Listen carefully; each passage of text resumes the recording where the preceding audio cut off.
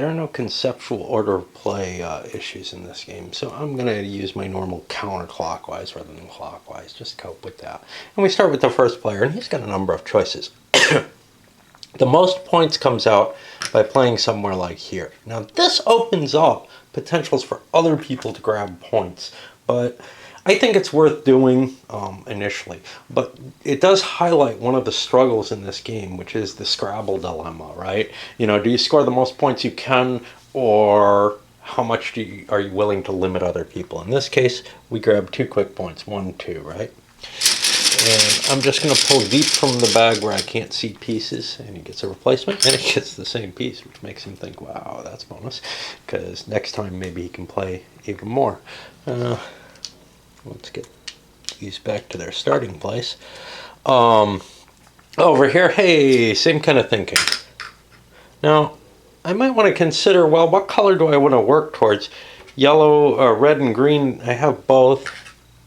It doesn't really matter. I could play out here.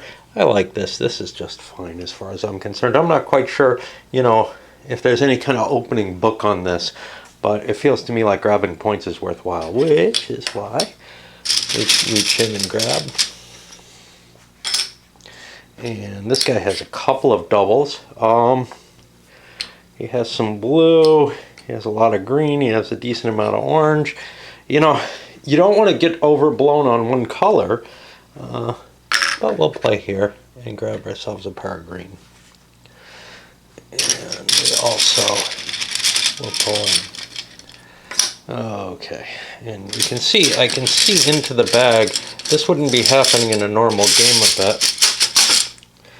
I'll try to hide that. I'm not really paying attention, so it's not really hurting. Okay, well now I've got this awesome scoring opportunity here, which is if I place this here or here, take a look at my other colors, yellow is kind of important, or here for this matter, I get a decent amount of points. I am going to get 1, 2, 3. I think that's the maximum I can kind of grab. So I'll play here. 1, 2, 3 points for blue for him. You know, it gives him a little bit of an advantage on everyone else, but he did play last. That means, you know, he may get less plays overall in the game.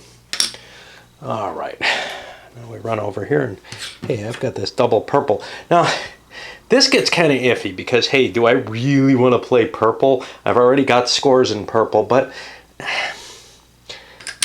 alternatively, I could grab points in something else, which might be wiser. So what if I put this here? Here I get 1, 2, 3 points in blue. Everybody's got 3 points in blue, but hey, you know, my double purple will probably be of value later on.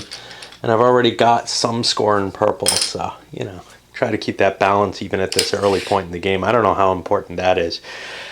I got no doubles here. I got nothing to think about. Blue, it looks like a rich source of points, but I already have a couple of blues.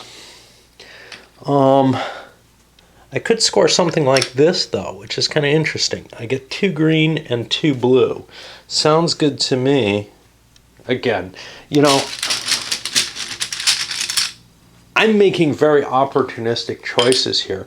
I have the feeling that there's actually a lot more strategy in this game than simply making these quick decisions. But I like playing this way, and actually, you know, when my wife and I played, this is how we played.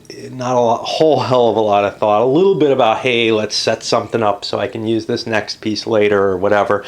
But another player, especially in a 4-player game, can screw up any kind of plans you have like that.